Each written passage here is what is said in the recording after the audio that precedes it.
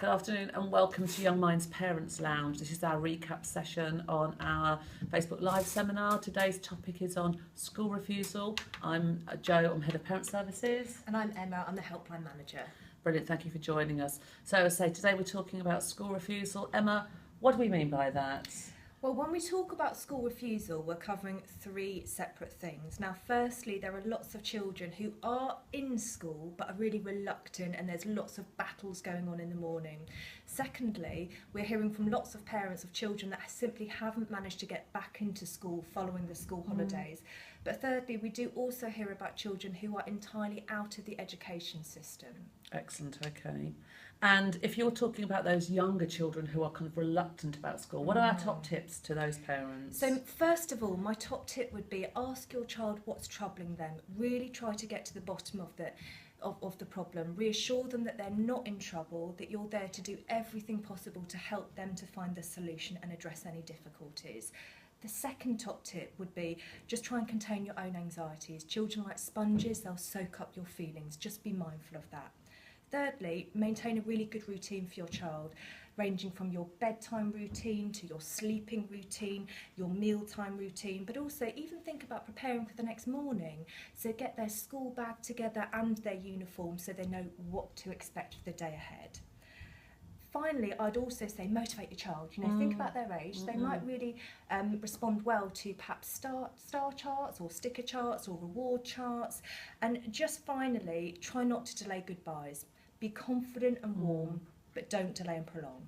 Okay, fantastic. And if we are then talking about those children who are perhaps showing more emerging problems and parents have not been able to get them to go back to school in September, Yes. So those ones who are not returning right now, what's the best strategy for parents? First of all, talk to the school, be honest and open, tell them exactly why you're not able to get your child into school.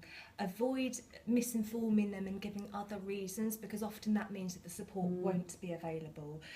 Be aware of what the school can do to help. Who is in school? What are the professionals? What are their job titles?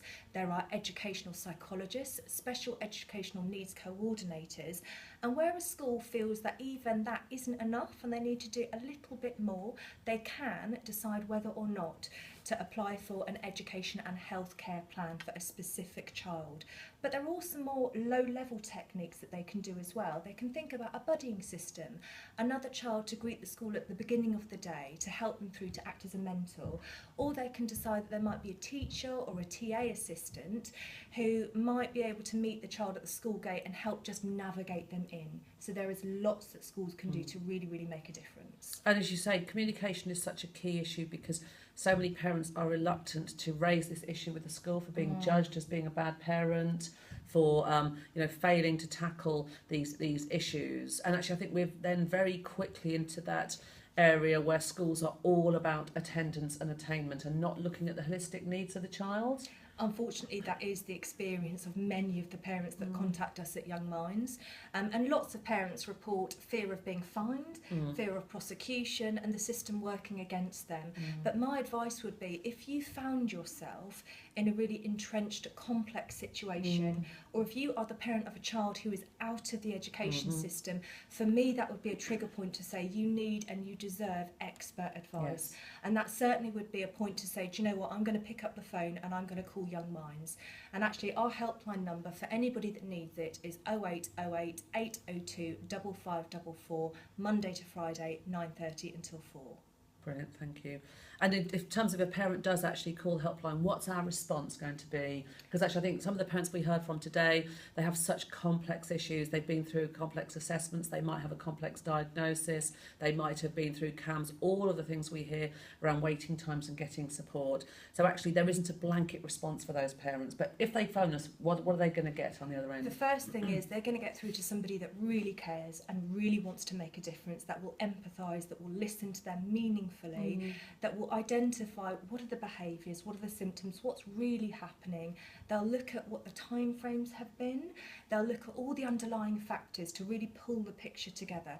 They'll look at the history with all services. So they will unpick exactly who you've talked to, what happened, what you expected, and they'll look at what do they really need at this point. We have a two-tiered system as well. So for those parents that need a little bit more expert and clinical input, we're able able to offer those parents 50 minutes over a 7-day window with a qualified child and family mental health professional. And finally, we talk a lot about parents kind of, thinking about themselves. Often they're really either struggling with a system that is quite punitive, where schools approach all of these three areas as being the same thing, and actually that parents are often really so overwhelmed with caring for their child, they don't care for themselves. So why is it important that parents actually look after themselves? I think that's so key. I think, parental self-care is probably the most important thing, because I think if you consume all of your energy with supporting your child, actually you're going to have really reduced capacity. So having the resilience is about just taking time during the week to do something just for you, not for your child, not for the family, not for your partner, just for you. And having a good support network is key also.